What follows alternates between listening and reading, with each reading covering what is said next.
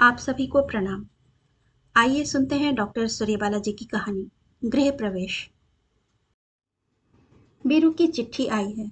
गृह प्रवेश पर बुलाया है। खूब गुस्से से, खूब प्यार से, खूब ताने तीसने और उल्हाने से, बचपन की 1001 कस्मों का हवाला देकर और बाद में यह जोड़कर कि कुन्नी मुन्नी मेरी बेटियां। मामा को ना पहचाने और राजा बंटू के चेहरे पर बुआ का नाम लेने पर एक हैरत सी पड़ जाए तो इससे ज्यादा शर्मनाक बात भला और क्या हो सकती है। तो अपनी खातिर, मेरी भी खातिर ना सही, इन बच्चों की खातिर कि बुआ इनके लिए एक कहानी बनकर ना रह जाए, तो देखता हूँ, दिन मुहूर्त और इत्तला करता हूँ 15 दिन पहले, जिससे जीजाजी फिर से छुट्टी नहीं मिली वाला वह बासा उबासा कहानी ना दोहराए। सचमुच विश्वास नहीं होता कि तुम वही दीदी हो जो। जाने दो। मैं लपक कर जैसे बीरू का हाथ पकड़कर कह उठती हूँ, जाने क्यों दो। रुक क्यों गया? बोलना कि वही दीदी हो जो जो तुझे पीठ पर घुड़ैया लाद कर यहाँ से वहां दौड़ती फिरती थी, जो रजाइयों के ढेर पर तुझे गेंद की तरह उछाल उछाल कर खिलखिलाती थी और कभी कभी बात न मानने पर तेरे कान ऐंठ कर धमाधम घूंसे जड़ दिया करती थी, क्योंकि तूने उसकी चुन्नी धूल में लथोरी होती थी, उसकी सुलेख की कॉपी पर दवा ढुलकाई होती थी, अनजाने नहीं, जानबूझकर, दुष्टाई से। उसकी चोटी के रिबन से उसे ही घोड़ी बनाकर टिकटिकाया होता और खेल के बीच दौड़कर उसके फ्रॉक से नाक पोंछ ली होती। तो तू बड़ा नालायक था, तू बेहद शरारती था, बला का हुड़दंगी, लेकिन मेरा सबसे प्यारा दोस्त।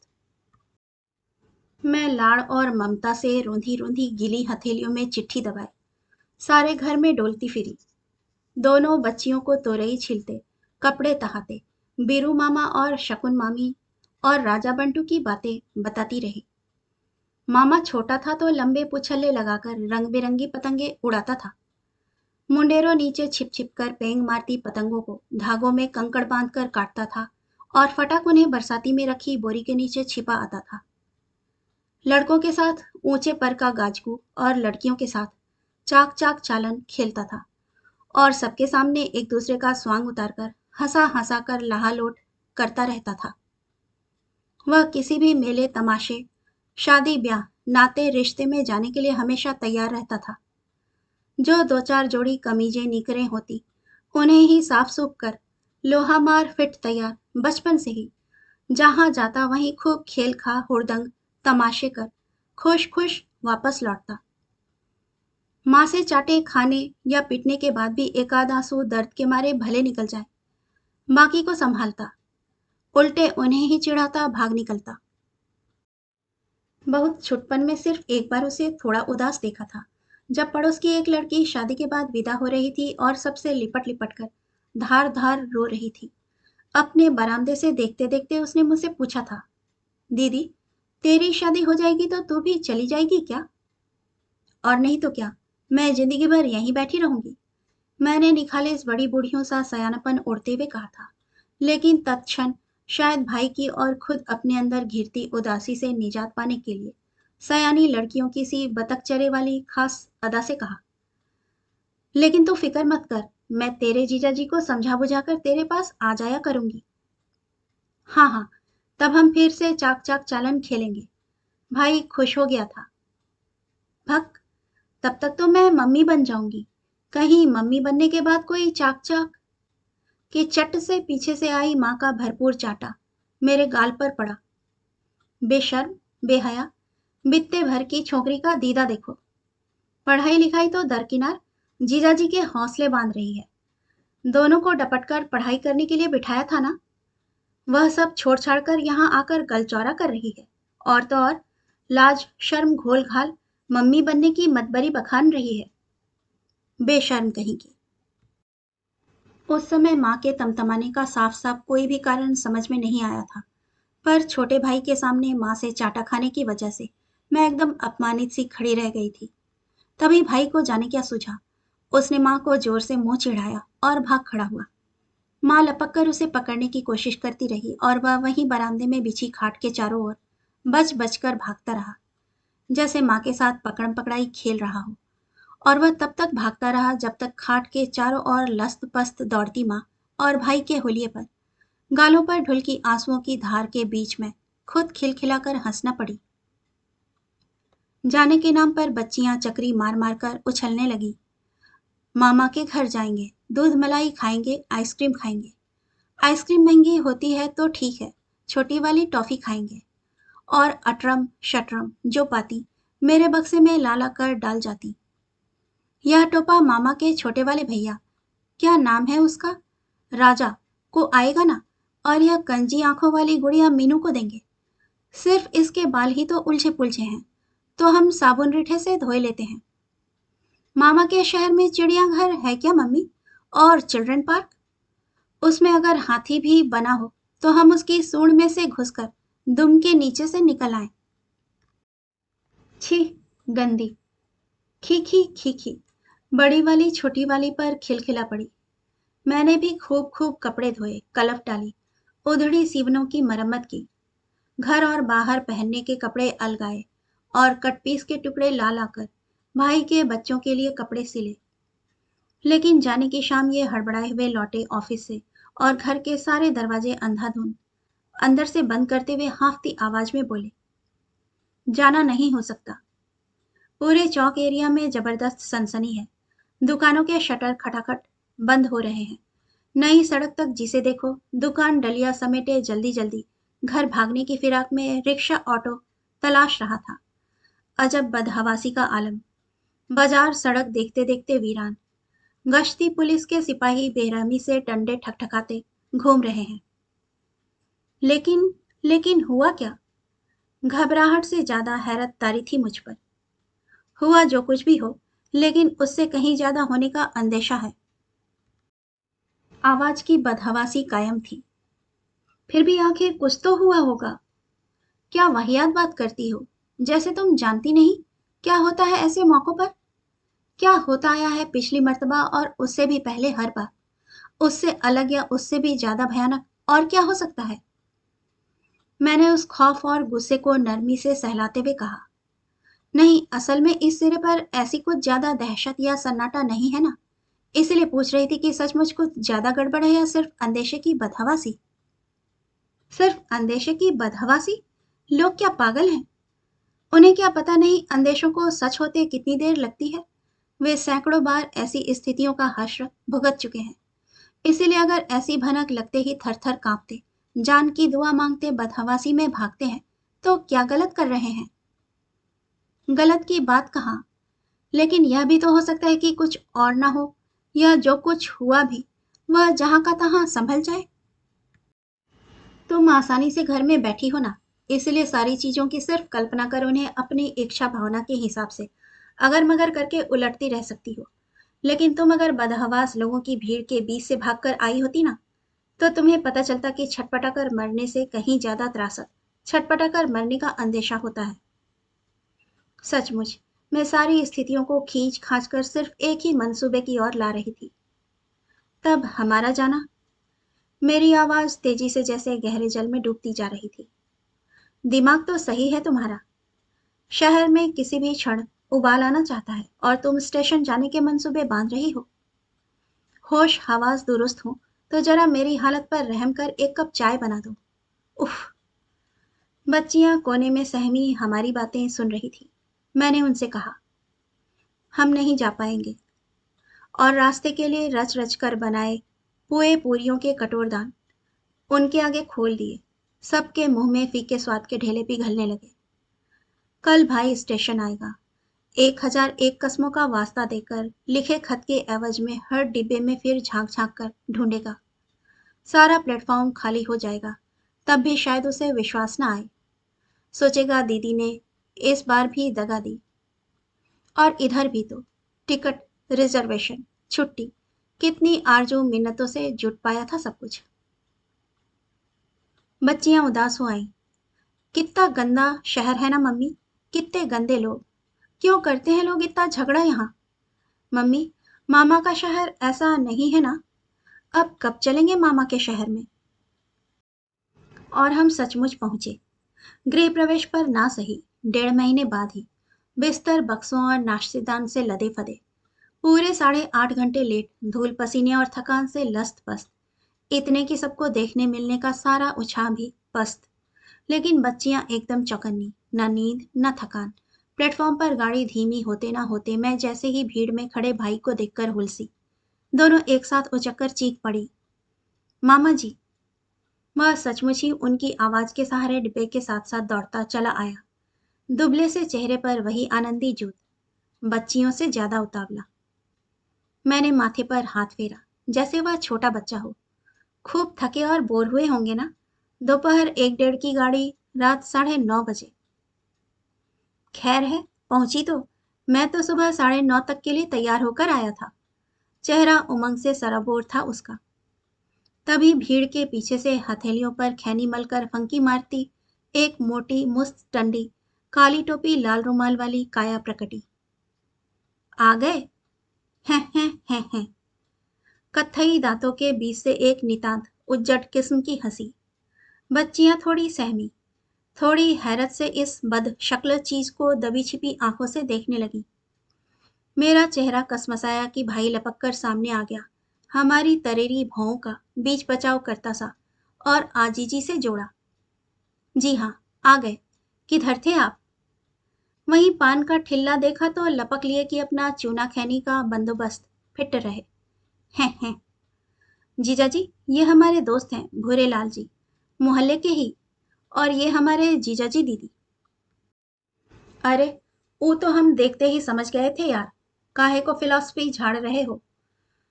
मेरी आंखें दोबारा चीन गई। तभी एक दुबला सिंकिया सा छोकरा भी प्रकटा। और यह मनोज, हमारे बगल का ही। सामान ज्यादा था, हम दोनों एक एक बच्ची के साथ रिक्शों में लद लिए, भाई और मनोज अपनी अपनी साइकिलों पर। सब ठीक ठाक है ना? तुम लोग निकलो, हम मिनटों में अपना माल सहेज कर आते हैं। और भूरे लाल ने माल कहते भाई को आंख मारी और अपने बिना साइलेंसर की धूल भरी खटखटिया दूसरी ओर मोड़ दी। यह मेरा भाई इतना बदल गया, ऐसे ऐसे लुच्चे लफंगे दोस्त। चेहरा वापस कसमसाने लगा। गहराती रात को चीरते आगे पीछे घंटी टुनटुनाते रिक्शे वाले उचक उचक कर पैडल मार रहे थे। भाई और मनोज की साइकिलें आगे पीछे चल रही थीं। तभी भूरे लाल की फटफटिया क्रॉस करती तेजी से आगे निकल गई। ये आदमी दोस्त है तुम्हारा? भाई साइकिल का पैडल मारता खिसियाया सा हंसा। मैं स्टेशन पर तुम्हारा चेहरा देखते ही समझ गया था। दरअसल रात वाली बात थी ना, साथ में बच्चे और सामान, इसलिए मैंने खुद ही स्टेशन चलने के लिए पूछ लिया। यूं भी जहां रहो, एक आध ऐसे लोगों से जान पहचान ठीक रहती है। ऐसे मतलब भाई फिर झेपा। है तो वही जैसा दिखता है, हुलिये से ही समझ गई होगी तुम। जिधर रहते हैं हम लोग, उस एरिया का थोड़ा गुंडा टाइप ही समझ लो। और साथ बैठी बच्ची का ख्याल आते ही उसने पैडल मारते हुए गर्दन झुका ली। हठात मैंने गर्दन उठाई। चारों तरफ सुनसान निचाट, गाढ़े जमे अंधेरे के सिवा कुछ नहीं। स्ट्रीट लाइट का नाम निशान तक नहीं। लगता ही न था कि यह किसी बसे बसाए शहर का हुलिया है। घनघोर काले जंगल, भयानक सन्नाटा। स्वर में घबराहट और आशंका आपसे आप उतर आई। यहाँ सब कुछ नॉर्मल तो है ना? भाई मेरी घबराहट भापते ही पुराने अलमस्त लहजे में बोला, हाँ हाँ, एकदम फिटफाट, वैसी कोई बात नहीं है। क्या फिटफाट भाई साहब? अचानक मनोज साइकिल पास लाता बोला, क्यों नहीं कहते कि इस एरिया में तो अंधेरा घिरने के बाद लोग अकेले दुकेले निकलने से भी कतराते हैं। आजकल तो सिविल लाइंस के आगे पीछे तक चोरी चकारी, लूटपाट की वारदातें एकदम आम हो गई है। अभी परसों ही भाई जैसे बेतहाशा बीचों बीच कूद पड़ा, इसके पहले कि मनोज ज्यादा कुछ कहे। अरे ऐसा कुछ नहीं, कभी कभार कहाँ नहीं होता यार यह सब। तुम लोग बड़ी जल्दी परेशान हो जाते हो। लेकिन मेरी नजरें मनोज के अधूरे वाक्य के बाद लगातार भूरे सिंह की फटफटी की पार्क लाइट का पीछा कर रही थी, भयभीत और कृतज्ञ नजरों से। अचानक मेरे दिमाग में चल रहा सब कुछ पूरी तरह उलट पुलट गया। जहां अब तक मैं भाई के अधबने मकान, छोटे बड़े बच्चों और कब की देखी शकुन से मिल बैठने और हंसी किलकारियों की कल्पना कर रही थी, वहां अब सिर्फ काले गाढ़े अंधेरे में आशंकित दृष्टि चुभा चुभा कर तमाम घट्य अघट्य के घटने और उनके परिणामों की भयावह कल्पना में डूब उतरा रही थी। सारा माया मोह, उत्साह, उछाह, शकुन, बच्चे पलक झपकते गायब हो चुके थे। लो भाई, आ गया बीरू महल। लदे फदे रिक्शे से पैर साध कर उतरते उतरते अंदर से चहचहाती आवाजों का एक सोता सा फूट पड़ा। फिर तो कंधों से हिलकती शकुन फुदक फुदक कर सामने आकर शर्मा कर जल्दी ज्यादा से ज्यादा कह सुन लेने की उत्तेजना। थोड़ी देर तक चारों तरफ सिर्फ आवाजें ही आवाजें थीं। सबसे बढ़कर भाई, जो एक साथ 4-5 चैनल संभाल रहा था। अब हाथ मुंह भी धुलवाओगी शकुन, या आते आते ताने उलाने ही? अरे राजा, कैसा पिद्दी सा शर्माता खड़ा है कोने में। ए, तस्वीर देखकर तो फट से पहचान लेता था। और इसे देखा जीजा जी, इस बड़े को? एकदम ढड्डू का पाड़ा हो गया। कैसा बेरौटे सा था छुटपन में। मीनू, अब तो मत जाना। दो दो नन्ही दीदियां आ गई दोनों भाइयों की भिड़ंत से बचाने के लिए तुझे। तभी भूरे सिंह खैनी की दूसरी फंकी मारते हुए अंदर घुसे। अच्छा भाई शर्मा, चले ना हम अब? आवाज जहां की तहां ठप पड़ गई। भाई तत्क्षण संभल कर अच्छा अच्छा कह लपक लिया। शकुन, अरे ऐसे कैसे? कहकर पानी का ग्लास उठा मिठाई की तश्तरियों की ओर बढ़ी। लेकिन तब तक मैंने खुद साथ लाई मिठाई का डब्बा बड़े कृतज्ञ भाव से भूरे सिंह के सामने खोल दिया था। भाई चोर निगाह से मेरी ओर देख रहा था, विश्वास कर पाने के लिए ही शायद। आइए जीजा जी, बीरू महल का दीवाने खास भी तो देख लीजिए। भूरे सिंह को दरवाजे तक छोड़ आने के बाद भाई परम मगन था। अगले बरामदे से तो घुसे ही आप लोग। अब ये रहे 2 कमरे, या वह वापस झेपा। कोठरियां कह लीजिए आप लोग।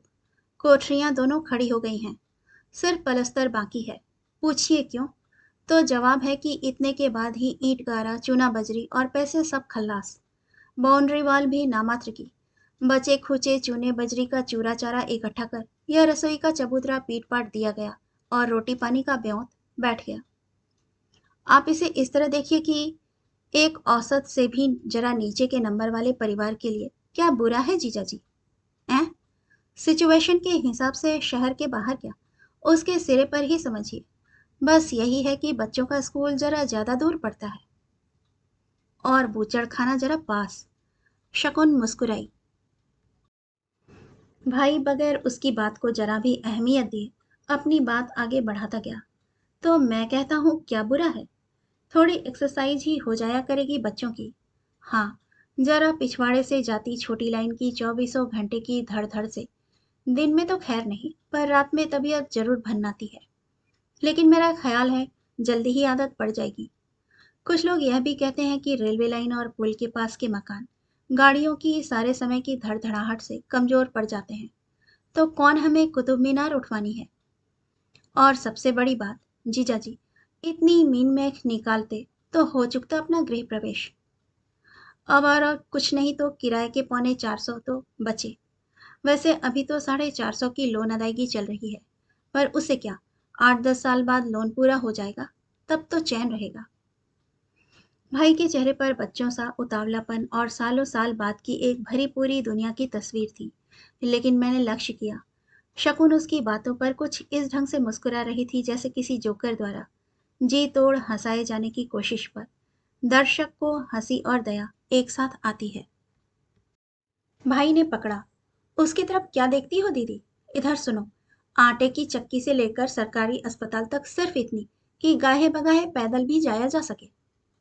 सरकारी अस्पताल? अब के शकुन जब्त न कर पाए। सब कहते हैं वहां ले जाने से अच्छा है मरीज को सीधे शमशान ले जाओ। कम से कम रिक्शे के तो 5 रुपए बचेंगे। भाई फिर शकुन को छोड़ता अपनी रौ में आगे बढ़ा। परले पार गोमती की छुटी हुई धारा। पूछिए जरा दीदी, मील भर दूर से कौन कितना पानी भर कर लाएगा? ये खुद। पहले मौका तो आए, भाई ने मजाक दरकिनार करते हुए कहा। हाँ, और दया, उसके जीजाजी भी चुहल के मैदान में उतर आए। और कुछ नहीं तो नदी किनारे ही डेरा डाला जा सकता है। भाई पलटकर झेपा, क्षण भर को थोड़ा शंकित भी कि कहीं बहनोई लिहाड़ी पर तो नहीं उतरा। लेकिन दूसरी तरफ शुद्ध परिहासी दृष्टि देखकर वापस मैदान में आ डटा। हंस लीजिए आप लोग, लेकिन कम से कम प्यासे मरने की नौबत तो नहीं ही आएगी।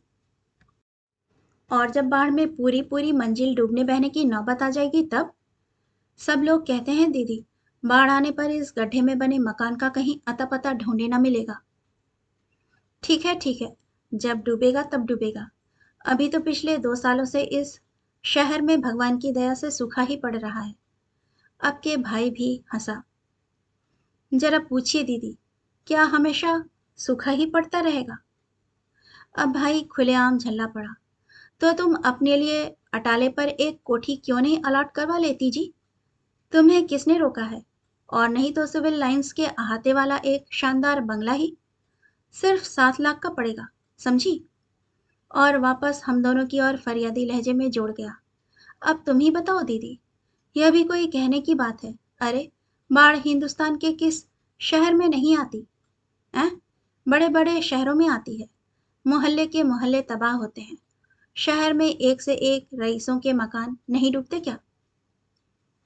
शकुन जैसे अपने आप को जबरदस्ती चुप कर गई थी, लेकिन उसकी चुप्पी साफ साफ कह रही थी, चलो, इस एक बात की रईसी ही सही।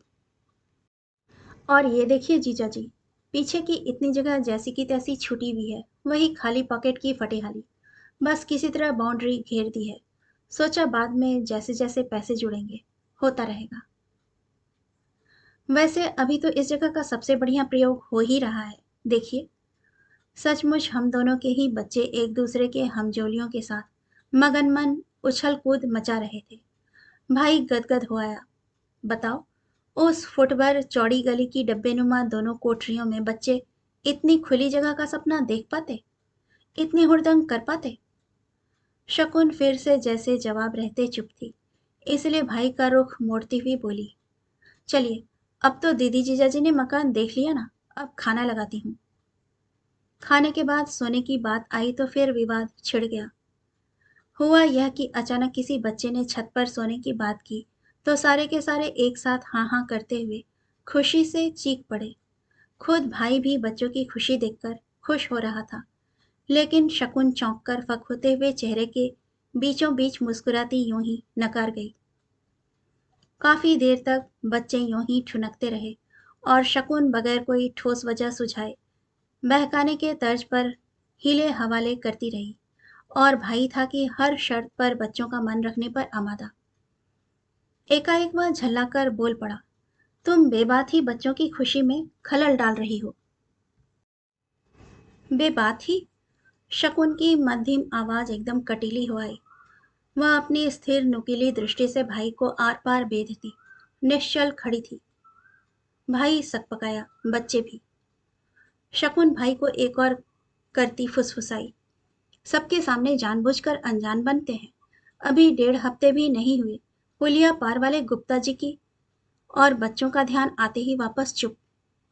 ओफो, गुप्ता जी की लड़की तो कितनी छोटी थी। ये सब बच्चे बड़े और समझदार हैं।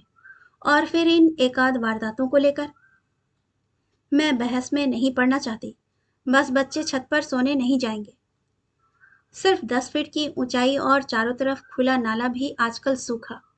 पुलिया के ऊपर वैसे भी छोटी लाइन की गाड़ी की रफ्तार एकदम ही धीमी। सवार होकर कोई कहाँ निकल जाए तो सारी जिंदगी पता न चले। अचानक मैंने सिर से पांव तक रोए झंझना देने वाली सिहरन महसूस की। फिर जल्दी से आवाज को साधा, मेरी समझ में नहीं आता इतनी कोर्ट कचहरी लगाने की क्या जरूरत है। एक बार भाभी ने मना कर दिया, बस सारी जिरह बंद। सब बच्चे वहीं सोएंगे, रसोई वाले बरामदे में। आश्चर्य, किसी बच्चे ने इस बार प्रतिवाद नहीं किया। भाई इसी में संतुष्ट कि विवाद निपटा तो उसे मेरे पास आ बैठने का मौका मिला, शांति से। थकान और उबलती गर्मी की परवाह किए बिना वह एकदम मेरे पास आ बैठा। ये लेटते ही झपक गए। मैं और भाई बचपन के स्कूल, चिलबिल के पेड़, बेरी के टीले और संस्कृत वाले पंडित जी की चुटिया की बातें करते रहे। यह भी कि एक बार भाई ने मेरी मिट्टी की ग्वालिन की मूछें बना दी थी। मैं इतना रोई कि बस रोते रोते जाकर ग्वालिन की मूछ नल की धार में धोने लगी। धोने के बाद देखा तो मूछों के साथ साथ ग्वालिन की आंख, नाक, होंठ सब धुल गए। भाई ताली बजा बजा कर मुझे चिढ़ाकर हंसता रहा। अच्छा, और एक बार जब तुमने मारे गुस्से के मेरी सारी जामुनें उठाकर फेंक दी थी और मैंने कचकचाकर तुम्हारी बाह में काट लिया था, उसकी याद है? भाई शर्माता सा हंसा। याद कैसे नहीं होगी, यह देख। मैंने ब्लाउज की आस्तीन खिसकाकर उसके 3 नन्हे दांतों का निशान दिखलाया। निशान गहरे उभरे थे, झेंपावा। अच्छा, और वह जो? बाकी सब सुबह। उठिए अब, दीदी को सोने दीजिए और जरा किवाड़ों पर ताले डलवाइए। भाई बेमन से ही उठा और शकुन के साथ एक एक दरवाजे में दो दो तीन तीन सिटकिनियां सांकले चढ़ाता रहा। उसके बाद तालों का नंबर आया। पीछे के दरवाजे पर तो तीन तीन चार चार तरह के ताले। मेरे टोकने पर शकुन बोली, बाउंड्री तो बस नाम की है दीदी, सारा घर तो परोसी थाली सा खुला पड़ा है, छोटे से बड़ी तक। एक एक चीज हर शाम ढो ढो कर अंदर लाती हूँ। पिछले हफ्ते इनकी पैंट और बनियान भूल से रह गई थी, सुबह होते ही गायब। अरे अरे, मैंने तो अपनी साड़ी बाहर ही फैलाई थी, ले आई कब की, यह तो रोज का ही काम है। और वह थकान से बोझिल आंखों के बावजूद एक एक ताले सिक्कड़ खींच खींच कर इत्मीनान करने लगी कि सब अच्छी तरह बंद तो है। बुझी बत्तियों के गहरे सन्नाटे में मैं सोने की कोशिश कर रही थी कि मुझे बच्चों वाले बरामदे से खुसफुसाती आवाजें आईं। वह गुप्ता जी वाली लड़की कितनी बड़ी थी? क्या इस छोटी जितनी? ये कितने साल की है? वह तो मीनू से 2 साल छोटी थी। तुम लोगों ने उसे देखा था? मेरी छोटी वाली की सहमी जिज्ञासा। लो, हम लोगों के साथ ही तो खेलती थी वह, ना खिलाओ तो उधम मचाकर रख देती थी। लेकिन थी तो छोटी ही ना, तो हम उसकी कच्ची पक्की रखते थे, क्योंकि पकड़म पकड़ाई में चोर को अपनी तरफ आते देखकर ही वह जोर से चिल्लाती रोती हुई भागती थी। बहुत छोटी थी ना, वह तो डरती थी धप्पे वाले चोर के ही नाम से, लेकिन खेलना भी चाहती थी।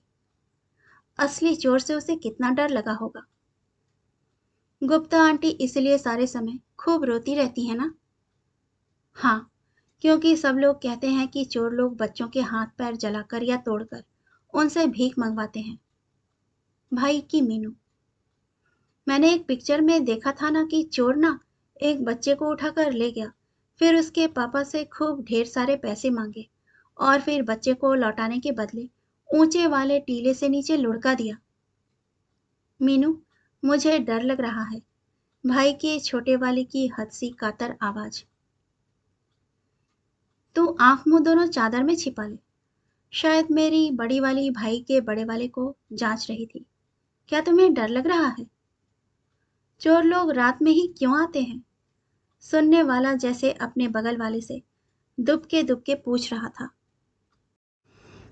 हाँ, लेकिन पता है, हमारी कॉलोनी वाली एक आंटी के घर में तो दोपहर में ही घंटी बजाकर घुस गया चोर। उस समय पापा लोग बच्चे लोग कोई नहीं होते ना। आंटी ने समझा उनके बच्चे लोग आए हैं। उधर चोर ने चाकू निकाल लिया, लेकिन वह वाली आंटी बहुत बहादुर थी। वह भिड़ती रही, चिल्लाती रही। अंत में एक दो लोग दौड़े तो चोर भागा, किंतु चोट बहुत आई आंटी को। हमारे भी 7 नंबर वाली आंटी के घर में ना कुछ दिन पहले एकदम शाम को ही 3-4 आदमी पिस्तौलें लेकर घुस गए और बोले, अपने आदमी और बच्चों की जान चाहती हो तो फौरन सारी चाबियां हमारे हवाले कर दो। हम लोगों तक हवा में पिस्तौलें दागने की आवाजें भी आईं। वे धमका रहे थे। फिर तभी उनका नौकर सब्जी लेकर पिछले दरवाजे से रसोई में घुसा और भनक लगते ही छत पर चढ़कर बेतहाशा शोर मचाने लगा। बस वे सब भाग गए, नहीं तो वे सब लुटने के बाद अंकल आंटी सबको मार भी डालते कि कहीं वे लोग बाद में उन्हें पहचान न ले। इसीलिए ये लोग मुंह पर कपड़ा बांधे रहते हैं। ए, बस करो ना तुम लोग, छोटी डर रही है और तू जैसे नहीं। जाने दो, अब कोई चोरों की और डरावनी बातें नहीं करेगा। सुबह धुंध में सफेद फक सूरज और थम थम कर डोलती ओस भींगी हवा। गर्मियों में ऐसी सुबह एक लाड़ भरे उपहार सी। तन मन ताजगी से भर उठा। बच्चे इतनी सुबह कभी नहीं उठते थे, लेकिन आज मामा के घर और नई जगह की उत्तेजना में कब के उठे। सीढ़ियों से ऊपर नीचे करते घर के चारों तरफ कुलाचे मार रहे थे। ढलान के ऊपर बिछी रेलवे लाइन, अधफुटी पुलिया और ओस भींगी घास नाले की नमी की वजह से ही इस गर्मी में भी हरी और नम थी। मौसम अच्छा हो गया ना? चलो दीदी, हम तुम वहां बैठकर चाय पीते हैं। शकुन, तुम भी आ जाओ चाय लेकर। जीजाजी भी उठ गए होते तो मजा आ जाता। कुल 1 हफ्ते के लिए तो तुम लोग आए हो। चाय पीते पीते वह सुबह के चाय नाश्ते से लेकर दोपहर और रात के खाने तक के लिए जाने कितनी चीजें बनाने की सलाह और मशविरा दिए जा रहा था शकुन को। जीजाजी के लिए ऑमलेट जरूर बना देना, चम्मच से ही खूब फेंट कर, समझी शकुन? थोड़ी डबल रोटी भी, लेकिन दीदी के लिए कचौरियाँ। बच्चों के लिए दलिया ठीक रहेगा या सूजी का हलवा? क्यों शकुन? दीदी, शकुन भरवा करेले बहुत अच्छे बनाती है। रात को खाना पहले ही बनाकर रख लेना। घूमने चलेंगे ना शाम को गोमती किनारे, या फिर सिविल लाइंस वाले पार्क में, अथवा फिर नीलकंठेश्वर, कहीं भी। साथ साथ जाने की बात ही और है, लेकिन अंधेरा घिरने से काफी पहले ही। शकुन थी। भाई ने आंखें तरेरी और शकुन चुप हो ली। फिर भाई जैसे आपसे आप बोलता रहा, गर्मियों में तो ऐसे भी अंधेरा देर से घिरता है। वैसे ठीक है, बच्चा पलटन के साथ रिक्शे वगैरह मिलने में परेशानी ना हो, इसलिए जल्दी ही लौट आएंगे। इस बीच बच्चों का दल उछलता कूदता हुआ आया और भाई का राजा अपने भोलेपन में घोषणा सा करता हुआ बोला, हम लोग पुलिया पर जाएंगे। मंटू कहता है बस इतनी सी दूर तो है, वह सबको घुमा कर लाएगा। जैसी उम्मीद थी, शकुन रसोई से सुनते ही चिल्लाई, कोई कहीं नहीं जाएगा। शाम को तो सब लोग साथ साथ घूमने चलेंगे ही, और फिर अभी नाश्ता नहीं करना है क्या? अभी तो आपका नाश्ता बना भी नहीं, मंटू भुनभुनाया। फिर मेरी तरफ देखकर संभल गया और सारे बच्चों को ललकार कर बोला, चलो हम लोग डाकू डाकू खेलते हैं। मेरे पास 3-3 पिस्तौलें हैं। 3 पिस्तौलें? मैं बुदबुदाई तो शकुन बोली, क्या करूं दीदी, जाने कहाँ से पुरानी धुरानी खिलौने की पिस्तौलें जमा करने का शौक हो आया है। क्लास के लड़कों और अपने दोस्तों से भी कह रखा है इसने कि जब तुम्हारी पिस्तौलें पुरानी बेकार हो जाएंगी तो मुझे दे देना। मारे गुस्से के अभी पिछले हफ्ते अलमारी साफ करते हुए 2 पिस्तौलें नाले में फेंक दी थी, आज फिर जाने कहाँ से 3 और। तभी धाई की आवाज से मैं एकदम दहल गई। शकुन नहीं चौंकी। इसी मंटू की शरारत है, दिवाली के बमों में से छिपाकर रख लिया करता है खेल के समय धाई मारने के लिए। अपने को रोक ना पाई, चुपचाप जाकर दरवाजे की आड़ से झांका तो सन्न रह गई। भाई का मंटू सचमुच जाने कहाँ कहाँ की पेटियां और कमरबंद कसे, मुंह पर काला कपड़ा लपेटे दुर्दांत डाकू बना खड़ा था, और दोनों हाथों में पिस्तौलें थामे कुत्सित तरीके से और जैसा संवाद बोल रहा था, सुनकर मैं कांप भी गई। खेल में वह अपने साथियों के साथ पूरे परिवार को धमका रहा था और घर की औरत को छम्मक छल्लू संबोधित करता, अपनी मांग पूरी ना होने पर सबको गोलियों से भून दिए जाने की धमकी दे रहा था। खेलने आए बच्चों में एक मंटू की पैर की ठोकरें खाता लगातार हाय तौबा कर रहा था, और 2 छोटे बच्चे खेल में भी सचमुच डरे हुए कोने में सिकुड़े बैठे थे। नाश्ता नाश्ता, चलो सब पहले नाश्ता करने, मैंने जैसे खुद ही दहशत से निजात पाने के लिए ही कहा। नाश्ते के बाद फिर एक मारुति और 3-3 स्कूटरों की जबरदस्त भिड़ंत हुई और देर तक खेल की हाय तौबा मची रही। उसके बाद छुक छुक गाड़ी की बात सुनकर थोड़ी तसल्ली हुई। प्लेटफॉर्म पर सचमुच पान बीड़ी सोडे लस्सी और चाय गरम बेची गई। ट्रेन सीटी देकर चली भी, लेकिन तब तक तो धाड़ धाड़ धाड़ ट्रेन धड़धड़ाकर पुल के नीचे गिरने लगी, और इस वहशी ढंग से चीखना चिल्लाना शुरू हो गया कि बैठे रहना मुश्किल हो गया। चीखने चिल्लाने की रिहर्सल की भी जरूरत नहीं थी, शोर इतना बढ़ा कि शकुन डपटने को लपकी। ये सब कभी गुड्डे गुड़िया वगैरह नहीं खेलते? भाई खींच उठा, किस जमाने की बात कर रहे हैं आप? शायद अपने जमाने की। मैं यादों में सींझी हंस दी तो भाई सचमुच पलक मारते उसी सरहद पर पहुंच गया। हाँ, मेरा ख्याल है दीदी हर 6 महीने पर तुम्हारी एक ना एक गुड़िया की शादी जरूर होती थी। एक पूरा कुनबा ही था तुम्हारे पास गुड़ियों का। हम छोटे से चूल्हे पर पूड़ी पकवान बनाते थे, ढेर सारे जंगली फूल पत्ते इकट्ठे कर मंडप छवाते थे, छोटे छोटे बांस इकट्ठे कर उन पर सिगरेट की पन्नियां चिपकाते थे। हाँ, हम दोनों ने मिलकर डब्बे भर भर कर सिगरेट की पत्तियां इकट्ठा कर रखी थी। हम सारे सारे दिन गुड़िया के गहने गुड़िया, कपड़े लत्ते, जरी गोटे संवारते रहते, चौक बंधनवार सजाते रहते। और हम सारे लड़के दिन भर पिपहरी, नगाड़े यानी कि नुमाइश से खरीदा लाल पीले कागजों वाला ढोल पीटते रहते। भाई ने कुछ सोचा और एकाएक ठठाकर हंसा। सबसे ज्यादा मजा तब आता जब तुम और तुम्हारी सारी सहेलियां खूब बड़ी बड़ी 6 गजी साड़ियां लपेटकर इतराती हुई एक दूसरे को बहन जी कहती हुई बेटे बेटियों की जगह अपने अपने गुड्डे गुड़ियों की परेशानियां बखानती होती। सारे लोग मुंह दबाकर हंसते होते, लेकिन हमें फुर्सत कहाँ होती यह देखने की कि कौन हंस रहा है हम पर। हम तो गला फाड़ फाड़ कर बन्ने बन्नी गा गा कर नाचते होते। बन्नी री मेरी लाडली, बनने पर मचल गई रे। अचानक बीरू बरबस कह उठा, अच्छा तुम्हें उस राधा की याद है, वही जो खूब चक्कर काट काट कर लहरा लहरा कर नाचती थी? हाँ, खूब अच्छे से। एकाएक भाई की आवाज डूब सी गई, जैसे सोच रहा हो कहे या नहीं। फिर बोला, जानती हो वह आधी विक्षिप्त सी हो गई है अपने पति और दोनों बच्चों के एक्सीडेंट के बाद। एक्सीडेंट? कैसे? कुछ नहीं, बस ऐसे ही वे बाजार से लौट रहे थे।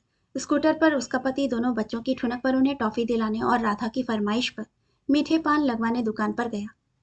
राधा कदम भर पर स्कूटर के पास खड़ी थी। वह टॉफी और पान लेकर घूमा ही था कि अचानक गुजरती हुई एक मोटरसाइकिल से 5-6 गोलियां छूटी और उसके पति तथा दोनों बच्चों को वहीं का वहीं छितराते हुए निकल गईं। सिर्फ राधा बच रही। रोया रोया गनगनाकर कांप उठा। एक भयभीत सिहरन दौड़ गई, जैसे आंखों के ऐन सामने राधा के पति और अबोध नन्हे बच्चे खून के छींटों से तरबतर छटपटा रहे हों। लेकिन आखिर क्यों? किसी से दुश्मनी या कहासुनी हुई थी? कहीं कुछ नहीं। कुछ लोग कहते हैं किसी और के बदले गलती से मारा गया। कुछ का कहना है बस यूं ही लोगों के दिलों में दहशत फैलाने के लिए। भाई आधे पर रुक गया। शकुन लौट रही थी रसोई की ओर से। हमने झटपट विषय बदला। हम शेख चिल्ली और मसखरे पंडे का स्वांग किया करते थे ना बीरू, तुम्हें याद है? और तुम तो तीसरी चौथी क्लास से ही खूब देशभक्ति वाले खेल भी खिलवाती थी। सबसे ज्यादा 15 अगस्त और गांधी जयंती को। जो जो स्कूल में देखती वही सब घर आकर अगल बगल के बच्चों को इकट्ठा करके करवाती थी। कविता, अंत्याक्षरी और ध्वज वंदना। सबसे अच्छा मुझे वह वाला गीत लगता था। कौन सा? अमर कीर्ति हो ध्वज की? हाँ हाँ, भाई बच्चों सा उल्लासित।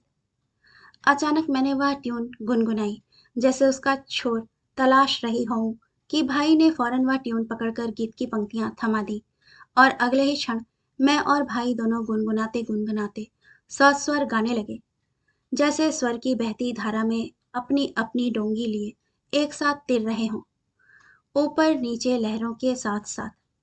मैंने पहली पंक्ति खींची, केसरिया बाने वाली यह धरती जगर मगर हो। दूसरी पंक्ति भाई ने उठा ली, शस्य श्यामला हरी भरी हो, अगजग से सुंदर हो। फिर जैसे दोनों डोंगियां एक साथ धारा के उद्दाम बहाव में, अगजग से सुंदर हो, अपनी धरती जगरमगर हो, यह धरती जगरमगर हो।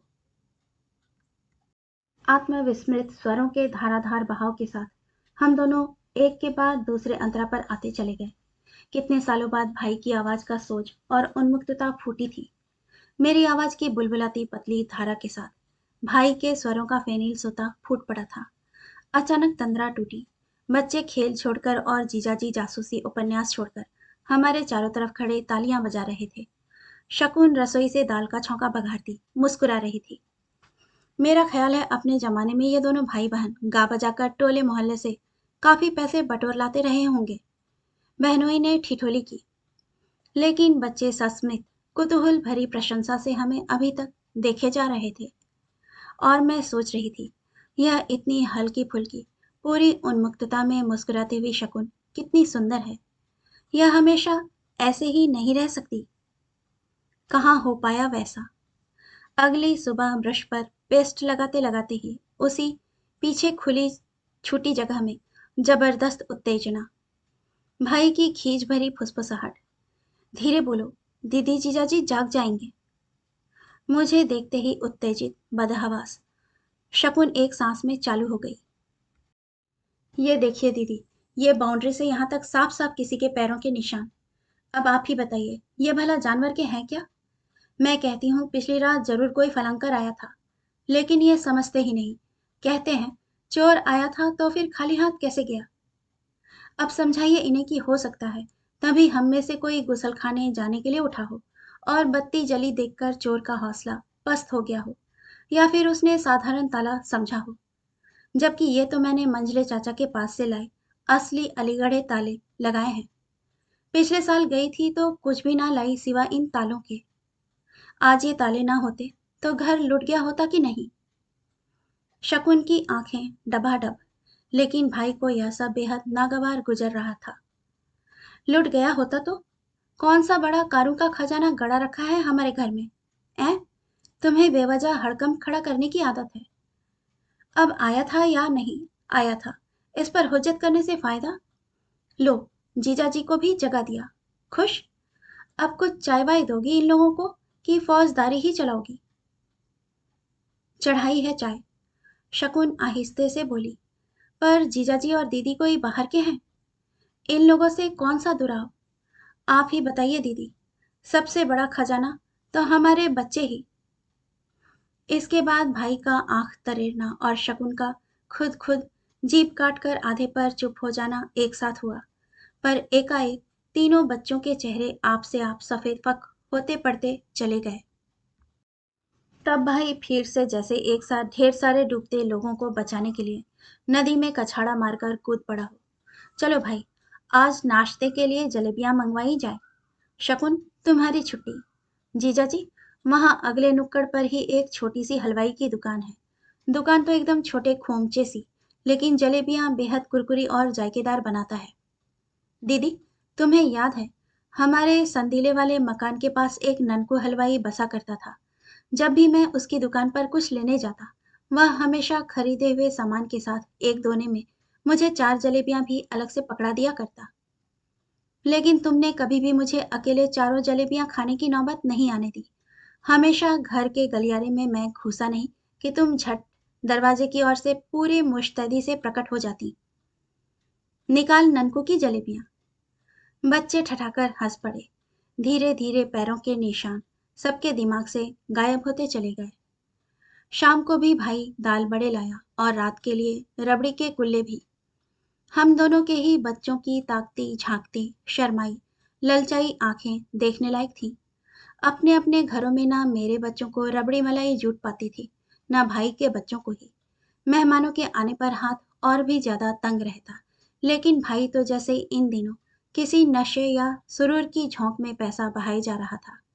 शकुन रोकती, अभी तो शक्कर पारे थे ही, सिवई बना देती। 20-25 रुपए रबड़ी में फेंकने की भला क्या जरूरत थी? लेकिन भाई शकुन की बात एक बेतकल्लुफ हंसी में उड़ाता। रात के खाने के बाद बच्चों को ललकार ललकार कर रबड़ी की बंदरबांट करने में मगन था, और अंत में खाली कुल्हड़ घुमाकर एकदम चक्केबाजी के पेशेवर अंदाज में पुलिया पार फेंक कर बच्चों से बोला, अच्छा तो बच्चा पार्टी, अब आप लोग यहाँ से 9-10-11 होइए और बरामदे में जाकर कहानी किस्से चुटकुले अंत्याक्षरी और जो मन में आए कीजिए। अब हम लोग यहाँ खुले आंगन में ताश की बाजी जमाएंगे, शतरंजी बिछाकर। क्यों जीजा जी? और यों देखा जैसे एक जबरदस्त खुशनुमा सरप्राइज दिया हो। सचमुच हम पति पत्नी निहाल हो गए। बच्चों ने तो इतना प्यार दुलार, इतनी रौनक और खाने खेलने का इतना सुख अपनी याद में कभी उठाया ही नहीं था। मामा उनके लिए फरिश्ता बना हुआ था। उसका हुक्म सुनते ही सब खुश खुश एक दूसरे को धकियाते दौड़ चले। शकुन, शतरंजी लाओ, मैं मनोज को भी दोपहर से ही कह आया। मन ही मन अपनी जबरदस्त प्लानिंग पर जैसे खुद को ही शाबाशी दे रहा हो। आओ दीदी। शकुन, रसोई उठाकर तुम भी आकर जीजाजी के 2-4 नहले पर दहले मार जाओ।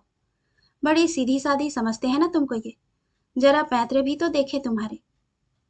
शकुन सचमुच जल्दी ही मुस्कुराती हुई आ गई। मनोज भी पत्ते दनादन फेंटे काटे बांटे जाने लगे, और उतनी तेजी से शकुन की माहिर इशारेबाजियां विपक्ष पर कहर बरपाने लगी। भाई के हंसने तिड़कने के बाद अब लगातार हारने की वजह से आग बबूला होने की नौबत आ गई थी। वह शकुन पर कड़ी निगाह रख रहा था, उसकी इशारेबाजी पकड़ने के लिए। तभी शकुन चौंक कर भयभीत स्वर में फुसफुसाई, सुनिए, लगता है किसी ने चक्का फेंका है, ठीक मेरी बगल में। अच्छा अच्छा, इस बार पत्ते नहीं आए तो यह नई चाल। अरे यार, तुम ताश की चाल के सिवा दूसरी चालें भी तो समझा करो। चक्के में लपेटकर प्रेम पत्र भी तो आते हैं। जीजाजी ने माखौल की, लेकिन बात खत्म होने से पहले ही अंधेरे में तीन चार चक्के और आ गिरे। उनमें से एक ठीक मेरे कंधे के नीचे। सबके सब हड़बड़ाकर तेजी से एक और हटाए। भाई उत्तेजित सा एक बार बाउंड्री की तरफ लपका, लेकिन इन्होंने और मनोज ने रोक लिया। सचमुच वह नादानी होती, क्योंकि कुल 3 हाथ ऊंची बाउंड्री के पीछे दूर दूर तक गाढ़े अंधेरे के सिवा कहीं कुछ नहीं। हमारी रोशनी का दायरा सिर्फ हमारी शतरंजी तक था, जिसमें बाहर वाले हमें देख सकते थे, लेकिन हम अपने दायरे के बाहर कहीं कुछ नहीं। अगल बगल आगे पीछे कोई मकान झोपड़ा दुकान कुछ नहीं। सबके चेहरे विभिन्न सी शंका उलझन भय और उद्विग्नता से जमे हुए थे। बीच बीच में हवा से सरसराते जंगली झाड़, पत्ते या किसी जानवर की आहट, सरसराहट खामोशी को और भयानक बना जाती। थोड़ी थोड़ी देर बाद पत्थर आते जा रहे थे। शकुन का चेहरा सफेद से पीला पड़ता जा रहा था, और भाई बुझा हारा सा विचित्र दयनीय मुद्रा में जैसे खुद को खुद की कैफियत दिए जा रहा था। समझ में नहीं आता कौन लोग हो सकते हैं आखिर इतनी रात, इतने अंधेरे में इस तरह ढेले कंकड़ फेंकने का कोई मतलब ही नहीं। दीदी, अचानक शकुन की बहुत कातर, बहुत डूबी सी आवाज उतराई, सब गलती मेरी है। जिस दिन से मैंने। तुम चुप रहो जी, भाई जैसे झपट कर उसका मुंह बंद करता हुआ बोला। हमेशा कुछ न कुछ बेसिर पैर की बात ही सोचा कहा करती हो। कुछ नहीं दीदी, मुझे तो लगता है कुछ शरारती उज्जट किस्म के लड़के इधर से गुजरे होंगे। लड़कों की तो राह चलते बेवजह कंकड़ फेंकते, ठोकर मारते चलने की आदत ही होती है। पूरी तरह आश्वस्त ना होने पर भी बाकी लोगों को जैसे एक सहारा सा भाई उत्साहित हो उठा। देखिए, अब तो चक्के आने भी बंद हो गए। आइए वापस बाजी शुरू की जाए। शकुन वैसे ही उद्विग्न, भाई की दलीलों से जरा भी आश्वस्त नहीं, न बाहर खेल चालू रखने के जरा भी पक्ष में। लेकिन भाई खेल जारी रखने पर आमादा, जैसे उसकी प्रतिष्ठा का सवाल हो। बाकी बचे लोग अलग अलग दोनों के संकोच में। कोई और चारा ना देख मैंने उपाय निकाला। चलो शकुन, हम लोग अंदर बातें करते हैं, इन तीनों को जमाने दो। शकुन चुपचाप अंदर चली आई, लेकिन बातें क्या करते। मैं ढूंढ ढूंढ कर बातों का छोर तलाशती। हाँ, स्कूल कैसा है बच्चों का? पढ़ाई ठीक तो है? ओह, शकुन चौंक कर कहती, अच्छा, लेकिन बहुत दूर, पूरे मील भर लंबा सुनसान रास्ता है दीदी। मैं इधर खुद बच्चों को छोड़ने जाती हूँ। मैं सहजता का अभिनय करती शकुन को दुनिया जहान की बातों में लगाने की कोशिश करती रही, लेकिन वह जैसे सिर्फ मेरा लिहाज रखने की खातिर दो चार शब्दों में जवाब देने की खानापुरी करती रही कि अचानक बाहर खेलते लोगों के उठने और तेज होती उत्तेजित फुसफुसाहटों की आवाजें आने लगी। छोड़ो छोड़ो, चलो अंदर। बीरू, नहीं, उधर नहीं, चलो अंदर चलते हैं। जरूर कोई साजिश है, कोई धमकाने की कोशिश कर रहा है, वरना इस तरह इतनी रात को। तुम्हारी किसी से दुश्मनी तो नहीं? मनोज, तुम्हारी? कहीं शराब की भट्टी वाला तो यह जमीन हड़पने? क्या बात है? शकुन उन्मादनी सी उठ खड़ी हुई। कुछ नहीं, भाई की आवाज एकदम पूरी खाली। चक्के फिर पड़ रहे हैं ना? मनोज ने भाई की आंखें बचाकर शकुन की हाँ में सिर हिलाया। इन्होंने दीवार से टिककर चुपचाप सिगरेट सुलगाई। अब अब क्या होगा? शकुन रोकते ना रोकते जैसे टूट बहकर प्रलाप सा कर उठी। कैसे रह पाएंगे हम यहाँ? आप लोग तो 2 दिन बाद चले जाएंगे दीदी। जरा सोचिए मेरा हाल, कहीं मेरे बच्चे को कुछ हो गया तो? होश में आओ शकुन, यह सब क्या तुम अनपढ़ गवारों की तरह बके झके जा रही हो? कोई अंधेर है क्या? मुझे शकुन से ज्यादा तरस भाई पर आ रहा था। उसका चेहरा इस वक्त उस हताश आदमी का चेहरा हो गया था जो चाहे जितनी हिम्मत चाहो और उमंग से सब कुछ संवारना चाहे, वह बिगड़ता ही चला जाए, दांव उल्टे ही पड़ते जाएं। अंधेर तो है दीदी, अब इससे ज्यादा अंधेर और क्या हो सकता है। मैं कहती हूँ यह सब जरूर कोई साजिश। कुछ नहीं, तुमने अकेले सोच सोचकर अपने दिमाग में ये सारे फितूर पैदा कर लिए हैं। मैंने शकुन को लाड़ से झिड़का। भाई ने कृतकृत्य नजरों से मेरी तरफ देखा। परास्त योद्धा को सचमुच बल मिला। वह वापस मैदान में आ डटा। बस यही तो मैं भी कहता हूँ, इसमें घबराने की कोई बात ही नहीं। मुझे तो लगता है ऐसे ही किसी लफंगे बदमाश की शरारत थी। आइए अंदर खेलते हैं। क्यों दीदी? उसने तत्क्षण सहारे के लिए मेरी ओर देखा और मैं जी जान से जुट गई। हाँ हाँ, क्यों नहीं। खेलना है मनोज? आप लोग खेलिए भाई साहब, मैं तो वैसे भी उठने वाला था। मनोज उचटी आवाज में बोला। हाँ, छोड़ो अब। इन्होंने दोबारा दूसरी सिगरेट सुलगा ली। भाई अब सीधे सीधे खुलेआम परास्त था। तो मैं चलता हूँ। मनोज था उद्विग्न, सहमा। अचानक भाई ने उसका आशय समझा। आ हाँ हाँ, चलो, तुम्हें बाहर तक छोड़ देते हैं। मैं भी चलता हूँ, इन्होंने कहा।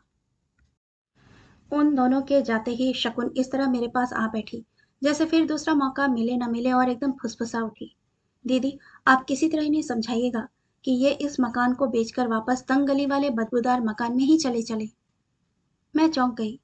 तुम्हें क्या हो गया है शकुन? इस तरह जरा जरा सी बात में एकदम नया, वह भी इतनी मुश्किल, इतनी उमंग से बने अपने मकान को बेचने तक का सोच गई। बच्चों से बढ़कर तो मकान नहीं है दीदी। अब की सचमुच में झल्ला पड़ी। यह तुम बेबाद बच्चों की जान का खौफ क्यों खाती रहती हो शकुन? अरे, एक गुप्ता जी की बच्ची वाली घटना की वजह से? सिर्फ उसकी वजह से नहीं दीदी, आप पूरी बात नहीं जानती। क्या नहीं जानती? नहीं जानती तो बताओ फिर। यहीं, इसी रेलवे लाइन की ढलान पर अभी हफ्ते पहले ही तो, वह भी लू से लहकती सुनसान निचाट दोपहरी में, शकुन क्रमशः उत्तेजित होती हुई जल्दी जल्दी फुसफुसाने लगी थी। तो हुआ क्या?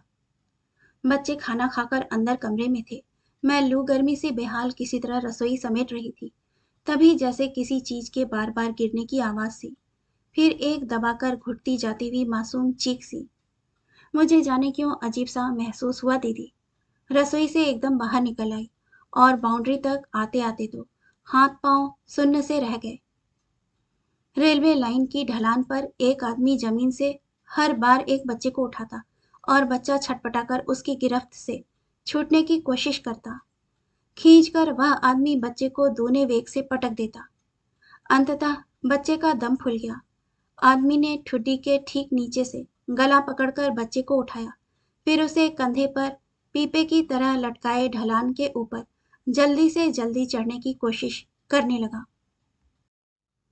बच्चे की आंखें लाल कीड़े सी बाहर निकल पड़ रही थीं, हाथ पांव छटपटाते हुए, लेकिन आवाज घुट गई थी। कहते कहते शकुन हाँफने लगी थी, खुद मैं भी। मैं जैसे होश हवास खोकर बदहवास चीखने लगी, गला फाड़ फाड़ कर। मुंडेर के आसपास बिखरे ईंट, रोड़े, जो कुछ भी हाथ लगता तेजी से उठा उठा कर फेंकती जा रही थी। अब तो ठीक ठीक कुछ याद नहीं पड़ता दीदी, सिवा इसके कि मैं पूरे वहशीपन से चीखे जा रही थी। बाद में बच्चों ने भी शोर मचाना शुरू किया। फिर पता नहीं, शायद दूर के मकान वालों ने भी अपनी मुंडेरों से देखा और शोर मचाया, या फिर आवाजों से उस आदमी का संतुलन बिगड़ा। बच्चा ढलान से नीचे लुढ़क गया और वह आदमी तेजी से ऊपर भागकर ओझल हो गया।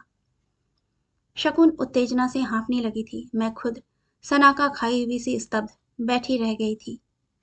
मनोज को बाहर तक छोड़कर वे दोनों भी चुपचाप खाट के दो छोरों पर बैठ गए थे।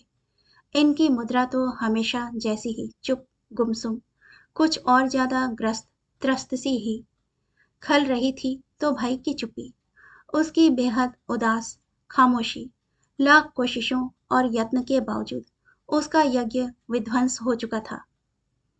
सारे लतीफे, मसखरी और तोतले अतीत की खिलखिलाती यादें उस बच्ची सी सहमी खड़ी थी, जिसे बिना दोष ही सजा देकर कोने में खड़े रहने को मजबूर कर दिया गया हो। खामोशी मैंने ही तोड़ी। अपनी मनस्थिति से उबरकर शकुन को भी उबारने की कोशिश की। देखो शकुन, तुम बहुत ज्यादा घबरा गई हो। सबसे पहले तुम यह सोचो और अपने मत को विश्वास दिलाती रहो कि कुछ नहीं होगा। ईश्वर करे कुछ ना हो दीदी, लेकिन हर समय कुछ भयानक से भयानक हो जाने की संभावना के बीच जीना कितना दहशत भरा होता है, आप कल्पना नहीं कर सकती। मैंने चौंक कर इनकी ओर देखा। कुछ ऐसी ही बात तो हमारे शहर की दुर्घटना पर इनकी थी। तड़प कर मरने के अंदेशे का खौफ, जैसे सबका और सारा जीवन किसी एक ही सतह पर उतरा रहा हो। मैं, शकुन, भाई, बच्चे, हमारे, उनके, सबके, और सबके साथ यही जानलेवा दहशत।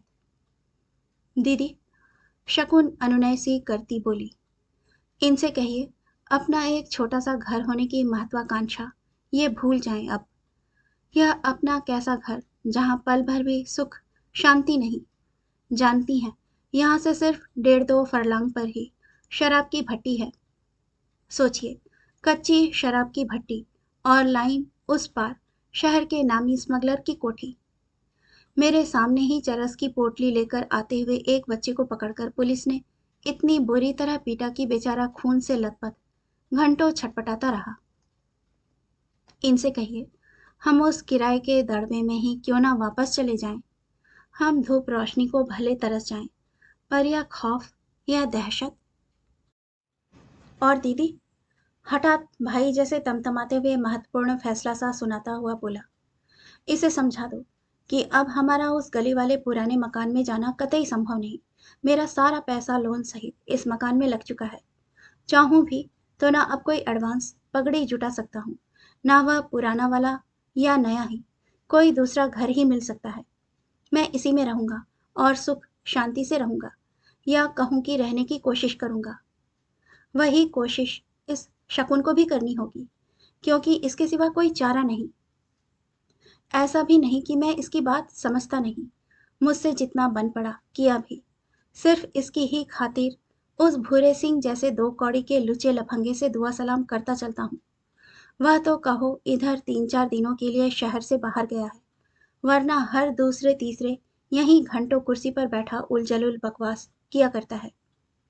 कभी कभी तो खाट तक पर पसर जाता है, और मैं हैं करता हुआ उसे सहता रहता हूँ, कुछ नहीं कह पाता। तुम्हें कैसे बताऊं मैं अपने आप को कितना बदला हुआ, बल्कि गिरा हुआ महसूस करता हूँ। तो कहाँ जी पा रहा हूँ अपनी मर्जी से, अपने हिसाब से, सिर्फ शकुन और बच्चों की तसल्ली की खातिर। तो फिर भी इससे पूछो, हम किस किस भूरे सिंह के पीछे दुम हिलाते फिरेंगे, और उस सब के लिए कहाँ तक हमारी आत्मा गवाही देगी। पूछो इससे कि यह हिंदुस्तान ही नहीं, बल्कि दुनिया के किस शहर में रहना पसंद करेगी, जो आज इसके लिए पूरी तरह निरापद हो, तो मैं अपने आप को बेचकर इसके लिए टिकट मुहैया करा दूं। और यह जो बार बार उसी तंग गली वाले बदबू सड़ांध और घुटन भरे घर में वापस लौट चलने की बात करती है ना, तो पूछो इससे कि क्या उस तंग गली में छुरे नहीं चले थे, या गोले बारूद नहीं बरामद हुए थे। क्या उस गली में यह हम सबको लेकर पूरी तरह निश्चिंत और सुरक्षित महसूस करती थी। इतनी जल्दी भूल गई यह वह सब। इसे कहो दीदी, यंत्रणाओं के बीच जीने की कला तलाशे अपने अंदर, अगर सचमुच जीना और मुझे भी जीना देना चाहती हो तो। बोलते बोलते जैसे थककर निढाल सा हो रहा था वह। भाई का यह एकदम नया रूप हम तीनों अवाक सना का खाए से देखे जा रहे थे। हाथ अनायास उसका माथा सहला उठे, और मैं शकुन की ओर मुखातिब हुई। और सबसे बड़ी बात शकुन, तुम्हारे अंदर तो ऐसी स्थितियों से लड़ पाने की भरपूर कुव्वत है। तुमने जिस तरह जान पर खेलकर शोर मचाकर उस बच्चे की जान बचाई, उसे छोड़ जाने पर मजबूर किया, वह कोई दूसरी औरत शायद ही कर पाती।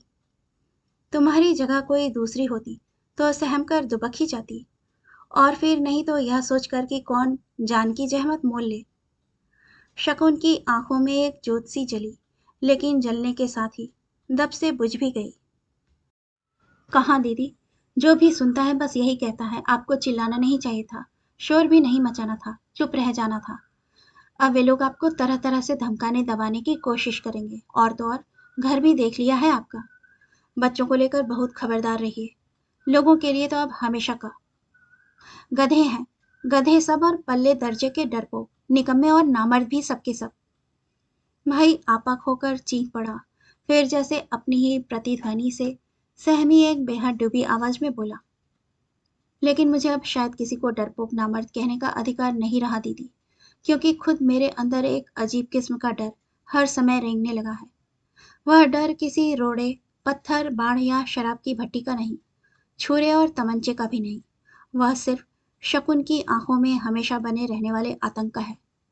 मैं इसकी आंखों में हमेशा बसी इस दहशत से किस कदर कतराने और भय खाने लगा हूं दीदी, तुमसे कह नहीं सकता।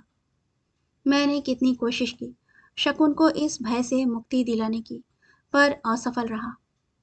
और असफल होते होते अब अपने आप को इतना कमजोर, इतना नकारा महसूस करता हूँ कि हमेशा इसकी आंखों का सामना करने के बाद अपने आप को धिक्कार उठता हूँ। इसकी आंखें मुझे अपनी असमर्थता की याद दिलाती है, मुझे और ज्यादा कमजोर बनाती है। मैं अब वह बीरू नहीं रहा दीदी जो कभी था। अब तो उस सबकी तलछट बराबर भी नहीं, सिर्फ एक बुजदिल, नकारा, नाकामयाब सा। और यह कोई छोटी मोटी हार नहीं, जीते जी पूरी जिंदगी का सत्व ही समाप्त हो जाना है ना। और वह हंसौड़ जवां मर्द, जिंदा दिल भाई अचानक मेरे कंधों पर सिर रखकर बच्चों सा हिलक पड़ा। भाई की आंखों में आंसू छलछला आए थे। यह मेरे लिए असह्य था। अंदर कुछ धधका सा और शकुन की तरफ मुड़ी कि धक सी रह गई मैं। शकुन सन्न निस्पंद खड़ी थी। उसकी आंखों का यह विस्मय, अवसन्न भय एकदम अलग किस्म का था। अपने सबसे प्रिय साथी, पति, पुरुष और सबसे बढ़कर अभिन्न मित्र की आंखों में आंसू देखकर क्रमशः उस भय विस्मय को समेट रहा था एक अपार पछतावा। फिर उस पछतावे के बीच से वह हंसी, प्रायश्चित की, आत्म स्वीकृति की, जीत से भरी हंसी। और अचानक जैसे कुछ ना सूझा तो ताश के पत्ते ही उठाकर शकुन भाई के झूले हुए कंधे बड़े प्यार, मनोहार से झकझोरते हुए बोली, आइए अंदर ही खेलते हैं ताश, सुन रहे हो। हम चारों। और भाई की आंखों में एक अमृत विश्वास रोकती हुई वह मुस्कुरा दी। आहा, मुस्कुराती हुई शकुन कितनी खूबसूरत लग रही थी। कहानी सुनने के लिए आपका धन्यवाद। आपसे विनम्र अनुरोध है कि कृपया कहानी पसंद आए तो इसे लाइक और सब्सक्राइब जरूर कीजिएगा।